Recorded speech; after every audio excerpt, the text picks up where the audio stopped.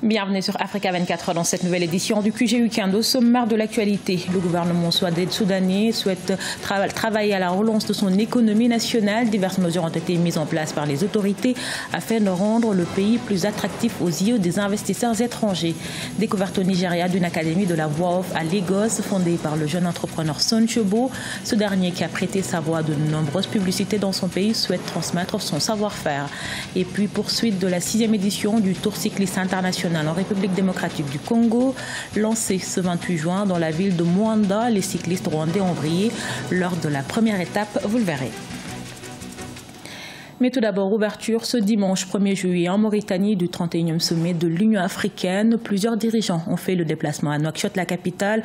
Pendant 2 jours, les chefs d'État vont notamment plancher sur les réformes initiées pour réduire les lourdeurs bureaucratiques et la lutte sur la corruption. Ils devront décider s'ils lancent ou non une enquête sur le fonctionnement du Parlement panafricain, sur celui du NEPAD et celui du Conseil consultatif de lutte contre la corruption.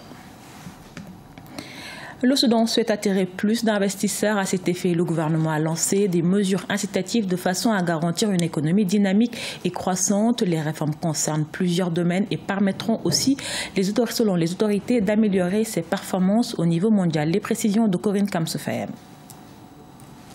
En 2017, le classement Doing Business de la Banque mondiale, qui compare la facilité ou la difficulté à faire des affaires dans un pays, situait le Soudan au 170e rang sur 190 pays. Afin d'améliorer cette performance, le gouvernement a pris quelques mesures favorables aux investisseurs. Ces mesures concernent l'acquisition des locaux commerciaux, le saut d'entreprise qui n'est plus exigible. Aussi, l'accès à l'information sur les transactions foncières a été rendu plus facile, transparent et moins long.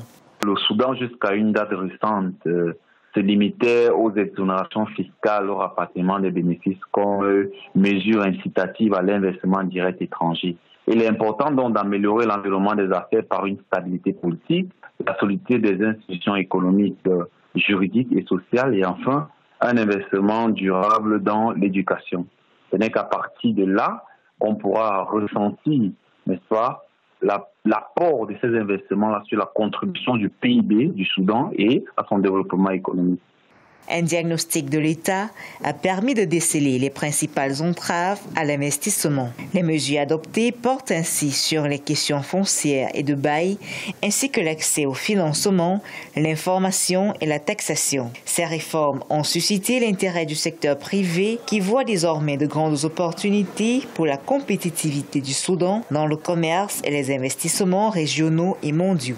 Les secteurs qui attirent le plus d'investissements étrangers sont les hydrocarbures, les services bancaires, les télécommunications et aussi l'agriculture. Bien que pour l'essentiel, ce sont des secteurs très peu consommateurs de haute technologie, il faut dire que le pays n'a pas encore, n'est-ce pas, rattrapé son écart technologique et surtout développé un cadre d'activité favorable à l'innovation. Donc, c'est à partir de là qu'il pourra véritablement avoir un développement du secteur industriel. On reste encore cantonné dans le secteur primaire et le secteur tertiaire, celui des services. Avec un revenu par habitant de $2140 en 2016, le Soudan est classé comme un pays à revenu intermédiaire de la tranche inférieure dans le classement de la Banque mondiale. Cependant, ce pays dispose du potentiel nécessaire pour améliorer les revenus et les moyens de subsistance de sa population. Au Mali, la Cour constitutionnelle a proclamé ce samedi 30 juin la liste provisoire des candidats à l'élection présidentielle. Sur 30 dossiers déposés de candidature, 17 ont été validés pour le moment. Parmi les candidats déjà retenus, une seule femme. Il s'agit de la femme d'affaires Djene Bandiaï. Les candidats recalés essentiellement pour dossiers incomplets peuvent introduire un recours. Rappelons que l'élection présidentielle est fixée au 29 juillet 2018. Trouver du travail grâce à sa voix, c'est la trouvaille de Son Chobo, entrepreneur nigérian, spécialiste des voix off pour des campagnes de publicité. En 2016, il fonde une académie pour partager sa passion tout en luttant contre le chômage des jeunes. Découverte avec Cheikh Omar Bandaogo. Une décontraction pour commencer, puis un exercice qui consiste à prononcer rapidement des chiffres les uns à la suite des autres. Nécessaire quand on veut faire de la voix off. En effet, nous sommes à l'Académie de voix off à Lagos. Cette école forme et met à la disposition du marché de l'emploi nigérian des professionnels de voix off. Une idée originale de Sean Chobo, lui-même gagnant sa vie en faisant des jingles pour des campagnes de publicité. 9 choses sur 10 que vous entendez à la radio sont faites de voix. La voix est quelque chose qui résonne avec l'âme humaine. Vous savez, nous avons les images, nous avons des mots. Ces choses sont des outils de communication au même titre que la voix. Mais ce qui se vend le plus, c'est la voix. C'est pourquoi les gens joignent des images à la voix. Ils joignent les mots à des voix parce que la voix transperce l'âme humaine et c'est juste cet effet qu'elle a. À l'Académie de voix off, les étudiants doivent s'acquitter des frais de scolarité variant entre $28 et $140 selon le cours. Pendant 4 semaines, ils sont formés entre autres à la communication verbale, à la manipulation de la voix et à l'image de marques audio. Ils ont également l'occasion de faire des voix off payantes avant la fin du programme. La plupart des gens ont une belle voix, mais ils ne savent pas que leurs voix peuvent se vendre et vous n'avez vraiment pas besoin de beaucoup pour cela. Vendre votre voix est une façon intéressante et aussi facile de vous aider vous-même. Maintenant, je lis plus. Je suis plus conscient de la façon dont je prononce mes mots et de la façon dont je communique parce qu'il y a une différence entre parler et communiquer.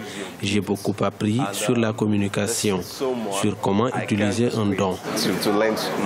Le Nigeria est une puissance culturelle qui revendique la plus grande industrie cinématographique du continent et une scène de divertissement dynamique. Selon le Bureau national des statistiques du pays, 4 personnes sur 10 sont sans emploi au Nigeria et des initiatives telles que la Voice Academy pourraient largement contribuer à créer des emplois. À la page sport, en République démocratique du Congo, la 6e édition du Tour cycliste international se poursuit. Lancée dans la ville de Mwanda, la première étape s'est effectuée sur une distance de 25 km en circuit fermé. Les 3 marches pour cette étape ont été respectivement occupées par 2 cyclistes rwandais et angolais. Reportage de notre correspondant Jacques Amboka.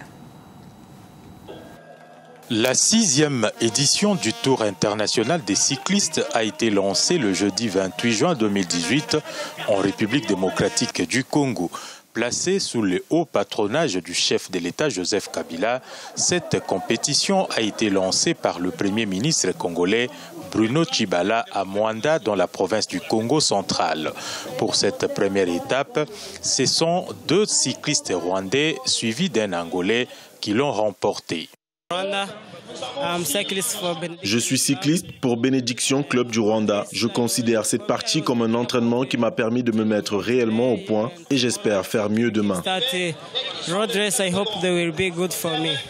C'est sur une distance d'environ 25 km en circuit fermé que les cyclistes ont compéti dans la cité de Mwanda, une ville qui a besoin de plus d'événements du genre pour sa visibilité.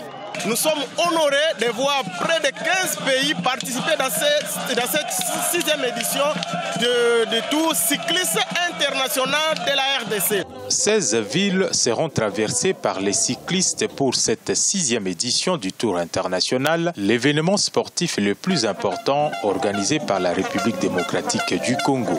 Après l'expérience acquise en ces 5 précédentes éditions, nous pensons que l'heure du renouveau a sonné. Pour que le Tour cycliste international de la RDC nous offre effectivement un tour de la République. Ça veut dire une compétition sportive à vélo qui commence au PK0 de la nationale numéro 1 et qui chute dans la ville de Kinshasa. Pendant 10 jours, soit du 28 juin au 8 juillet, le challenge reste ouvert entre une 80aine de cyclistes venus de 12 pays, parmi lesquels le Niger, le Nigeria, le Ghana, le Rwanda, l'Angola, mais aussi la France et la Hollande. Ce journal a été réalisé par l'ensemble de la rédaction. Merci pour votre fidélité. Dans un instant, une nouvelle édition de l'actualité sur Africa 24.